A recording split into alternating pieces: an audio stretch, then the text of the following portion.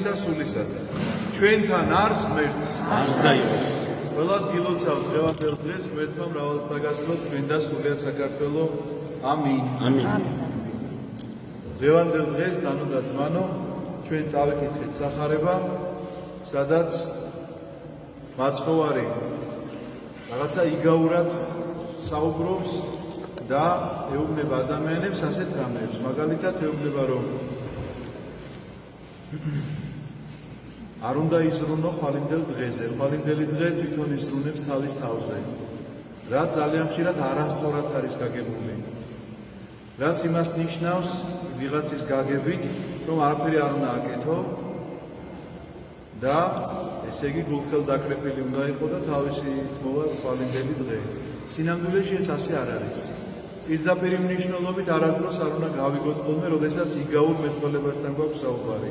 ანუ სახარებისეული ენა უნდა ვიცოდეთ. ამ წიგნის ცოდნა იმის კი არ არის, რომ შენ შეიძლება ტექსტი დაიზეპირო.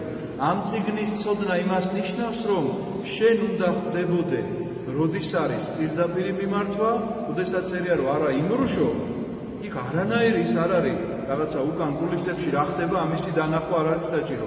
არ უნდა იმრუშო, როდესაც წერია რომ არ უნდა მოიპარო და არ უნდა ცილი დასწამო, ამას არ წერია, მაგრამ ძალიან ბევრი რამ იგაურად არის ნათქვამი.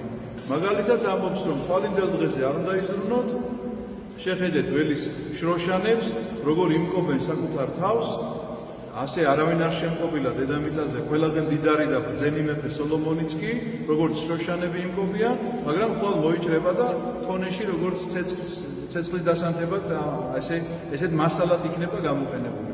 ამიტომ შენ არ უნდა იზრუნო იმაზე, რა უნდა გეცვა სხვა.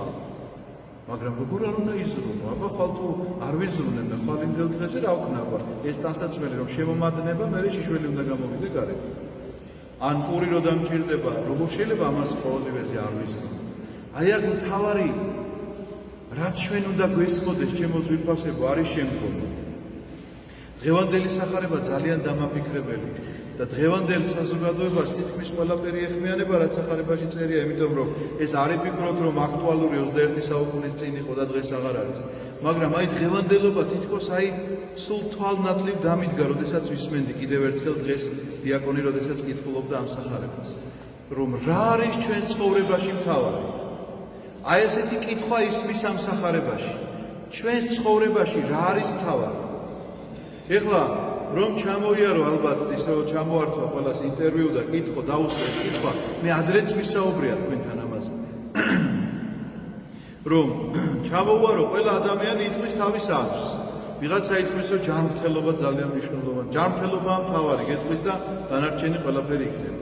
ვიღაცა გეტყვის ოჯახია მთავარი, ვიღაცა გეტყვის რომ კარიერაა მთავარი, ვიღაცა გეტყვის რომ განათლება არის მთავარი და სხვა ყველაფერი მე ამას შეიძლება მოქონდეს. ვიღაცა გეტყვის რომ რაღაცა კიდე სხვა საზრუნავზე იტყვის, რაღაცა ალბათ თუ ჯანმრთელობა აკლია, ჯანმრთელობა და ფული თუ აკლია ფული და ასე შემდგომ. უამრავ, მაგრამ თავარი ავიწყდებათ რა არის ამ ცხოვრებაში. ყველაფერი ამის წყარო ვინც არის ის ავიწყდებათ. ღმერთი. იმიტომ რომ საიდან შეიძლება შენ ეს ყველაფერი მოგეცეს?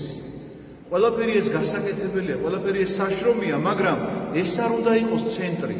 როდესაც შენ ხარ, შენთვის ცენტრად იქცევა, აი მაგალითად განათლება და ამაზე აწყობ მთელ გეგმებს, ღმერთის ადგილი სადღა არის მაშინ. მაგრამ როდესაც ცენტრი არის ღმერთი და შენ მისკენ ისწრაფვი, ამიტომაც განათლებას ღებულობ თუ თქვა რაიმე შრომას თუ კარიერაში თუ რაღაცა ფინანსურ წარმატებაში ხარ თუ არა აქვს მნიშვნელობა რაღაცა პროფესიულ წარმატებაში. მაშინ ამ შემთხვევაში ყველაფერი თავის ადგილზე ლაგდება. მაგრამ როდესაც ავირჩევ მე ან კარიერას, ან განათლებას, ან სხვა რამეს, ღმერთი ხომ გვერდზე რჩება. და შედეგი ნახეთ რა დგება, შედეგი როგორი დგება, აი დღევანდელი ცხოვრებით, როდესაც ადამიანი ასე ფიქრობს, ხვალინდელ დღეზე თუ კი ოცნებობს, დღევანდელი დღე დაკარგული აქვს. ხო მართალია? ხვალინდელ დღეზე ოცნებაში შეიძლება გაატაროს დღევანდელი დღე. აკეთოს ნახაზები ხვალ რას აპირებს, თუნდაც განათლების მიმართულებით. როგორ აპირებს რომ ისწავლოს ამას, ხაზავს, ფანქრით თუ პასტით რა მნიშვნელობა აქვს, ყველაფერი დახაზა და დღევანდელი დღე დაკარგა. და დღევანდელ დღეს თუ დაკარგავ, ხვალინდელი დღე როგორ გექნება? დღევანდელ დღეს კარგავ, როდესაც ადამიანი მოვიდა შენთან, შენი ახლობელი და ეუბნები არ მცალია შენთვის, იმიტომ რომ ეხლა მე ვაქვს გეგმები, განათლებისა, კარიერისა, თუ ასე შემდგომ რა ჩავეცვა, რა ვჭამო და რა ვსვა. და არ გინდა მოსმენა ამ ადამიანისა, არაფრით არ გინდა გაიგონო რა უჭერს, იქნება და საერთოდ არ გაქვს პასუხი გასაცემი, იქნება მისი მოსმენით გადაარჩინო მხოლოდ ეს ადამიანი. იცით ერთხელ ბორის ფოცხიშვილი თურმე როგორ გადარჩა, ეს თვითონ მის მოგონებებში წერია. ცნობილი პიროვნებაა, მოგეხსენებათ, რაღაცა სასოწარკვეთილებაში ჩავარდა ეს კაცი. და გადაწყვიტა რომ თავი მოეკლა. ფანჯარა წერილი დაწერა, ფანჯარა გამოაღო და გადახტომა საპირეო. ამ დროს დარეკა ტელეფონი და გადაწყვიტა რომ ეპასუხა. და ტელეფონზე ურეკავდა პატრიარქი ილია მეორე ბატონო მორის იქნება მობრძანდეთ თქვენთან საქმე მაქვს. და მორისი რა თქმა უნდა წავიდა საპატრიარქოში და ეს ყველაფერი მოუყვა პატრიარქს. მე ეს ამბავი პატრიარქისგან ვიცი. ამიტომაც კი შეიძლება ეხა სხვა შედარება მოვიტანე, მაგრამ რაოდენ მნიშვნელოვანი ამბავია ურთიერთობა მეორე ადამიანთან. შენ ამ ურთიერთობით შეგიძლია ვიღაცა გადაარჩინო.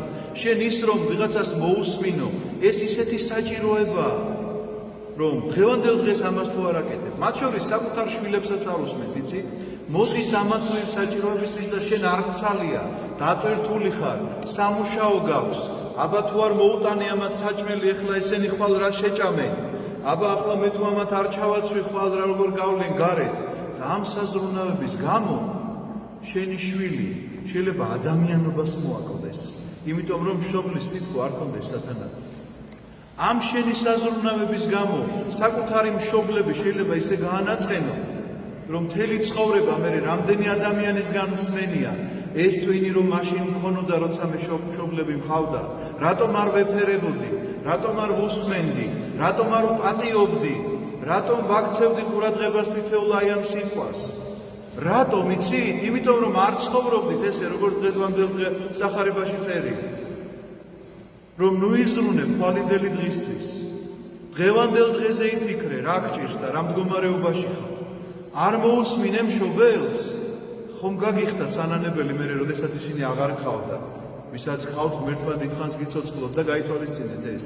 არ მოусმინე შენ შვილს, დაგიდგა მე შედეგი, როდესაც გაიზარდა და რაღაცა პრობლემა შეექმნა, მე მოდის უდელთან, ჩემი შვილი არ მისმენს. ვიანია უკვე.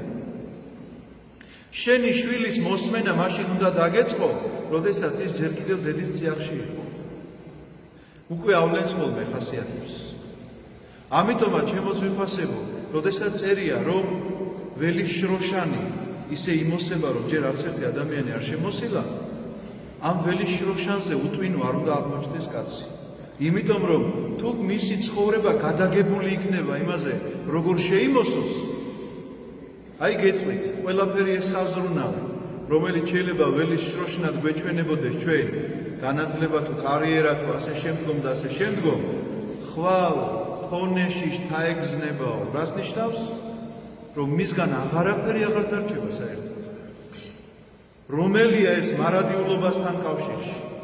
არც ერთი. და რა არის მარადიულობის წყარო? ვინც არარსებობიდან არსებობაში შემოგიყვანა და ეს მეორე ხარისხოვან ადგილზე ყავს გადაწეული, მაგრამ სამაგიეროდ პრიორიტეტები გაქვს სხვა.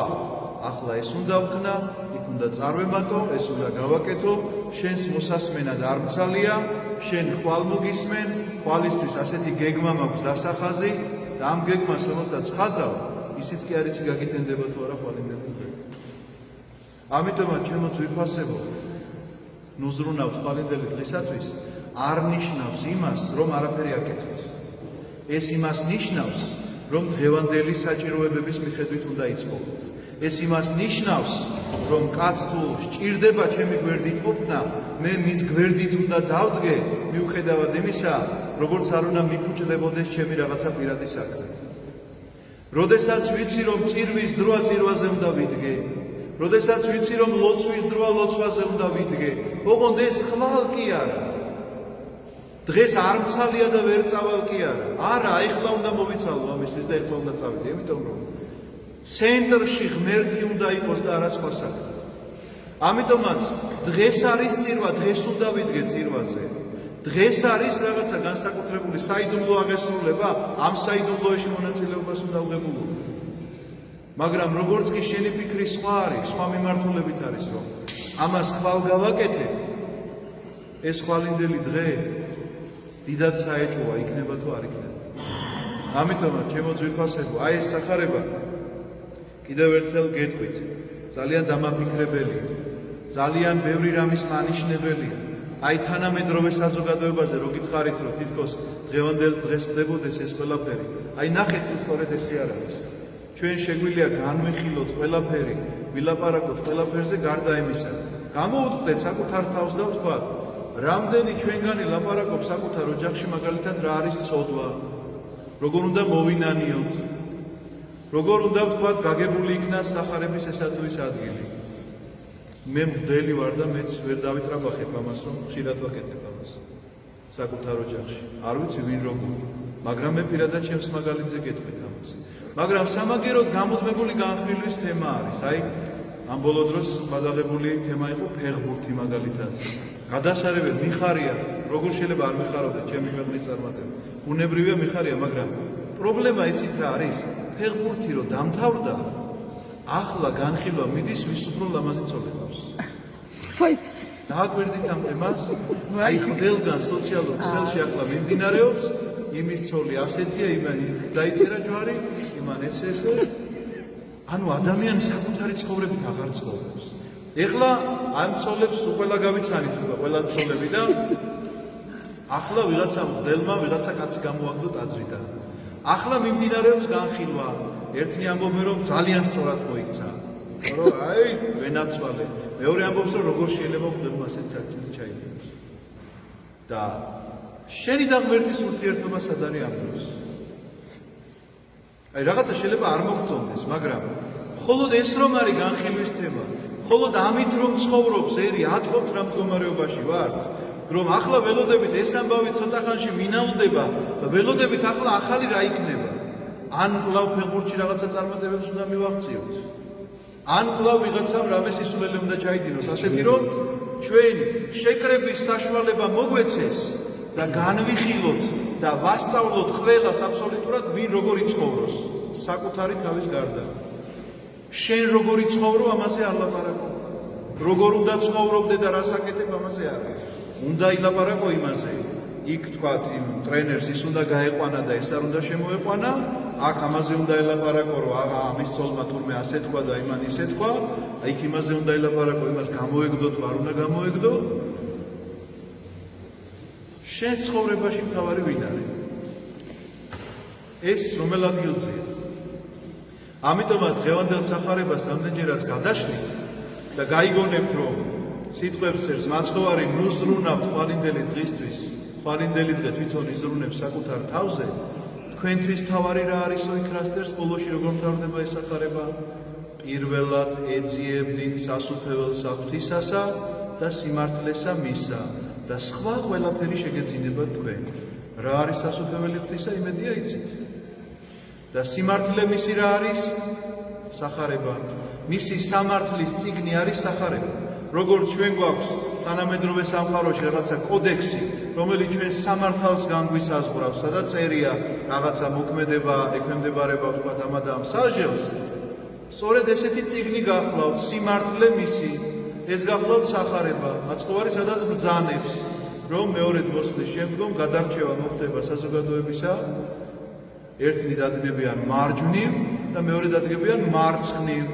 აი რა კრიტერიუმებით და როგორ ხდება ეს გადარჩევა, ამაზე ფიქრი არის ჩვენი მოვალეობა დღევანდელ დღეს და ყველა იმ ადამიანს, ვინც ჩვენი განხილვის ობიექტია ჩვენს ყოველდღიურობაში და ვისაც ყოველდღიურად ვასწავლით ცხოვრებას, არასდროს მისთვის მაგალითიც არ მეგვიცია ალბათ ქრისტიანობისა, მაგრამ თავისუფლებას ვაძლევთ ეხლა მორალი წავუკითხოთ. შორტებიან ვიჩ თუ შესამოსლიან მღვდელს. ამიტომაც ჩემო ძვირფასებო, ეძიებდით პირველად სასუფეველსა ცათასა და სხვა ყველაფერი შეგეძინებათ თქვენ. ამინ. დალოცვილი და გახარებული გამყოფოთ ქრისტე.